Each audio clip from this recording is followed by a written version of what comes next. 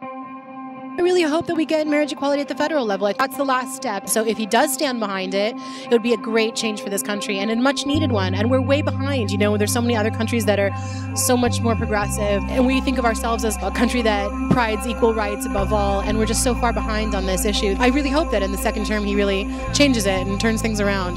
You know, he has nothing to lose, only everything to gain.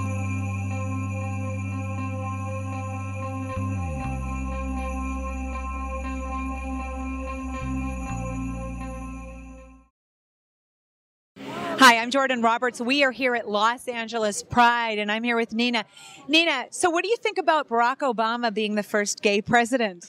I haven't heard anything about him being gay, but I definitely am very happy about his stance on marriage equality, or at least his beginnings of a stance on marriage equality. It's really important, especially because we've got a lot of people that, at a federal level, marriage equality needs to be important because we've got a lot of people that want to come into this country and be with their partners, and it's not having equal rights for gay people in marriage is really like this country's sneaky little way of keeping gay immigrants out, and it's not really fair. So 3.5 years, and then now Barack Obama is supporting full marriage equality. Why do you think it took so long? Probably because it polarizes a lot of people that are kind of on the fence. I don't know that he's fully behind it yet, but I hope he would be, especially when the ballot comes in November. Barack Obama gets reelected. So what can we expect, you think, for full marriage equality? I really hope that we get marriage equality at the federal level. I think that's the last step. Every state is different, and just having states' rights is not really giving us full equality because there's certain tax issues, like I mentioned before, that are not really extended to all of our citizens if they're not in a heterosexual marriage.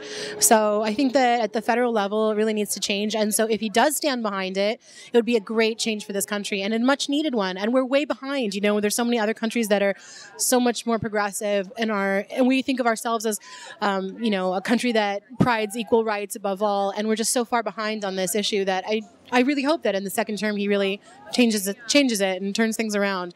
You know, he has nothing to lose, only everything to gain by, granting everybody equal rights for marriage.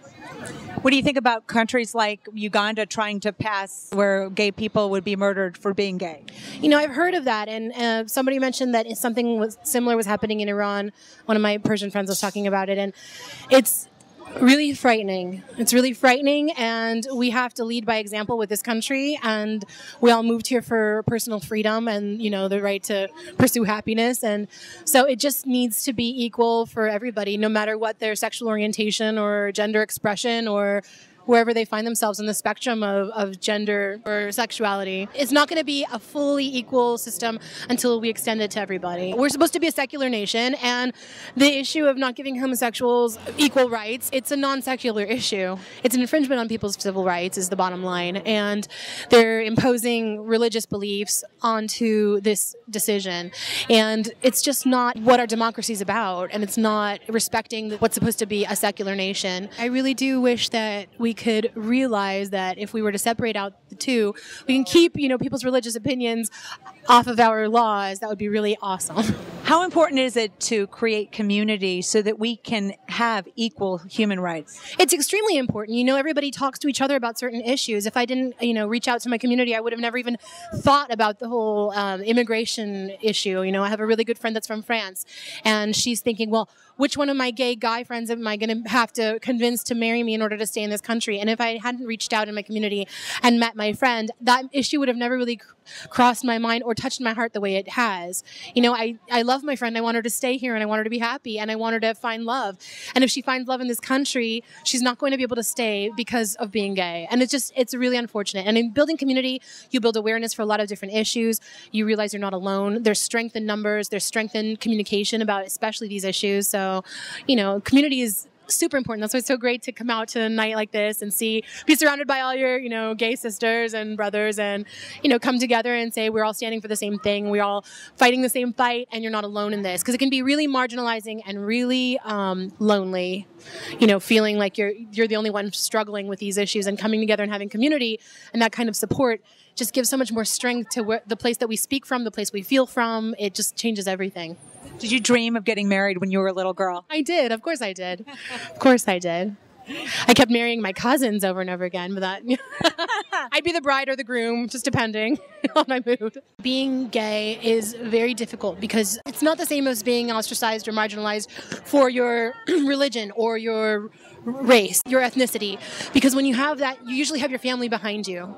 And being gay, you don't always get that luxury. In fact, more often than not, your family ostracizes you and pushes you aside. And so you have to find another means of support just to feel normal, to be normalized, and to feel like you can have strength in your voice or your fight for equal rights.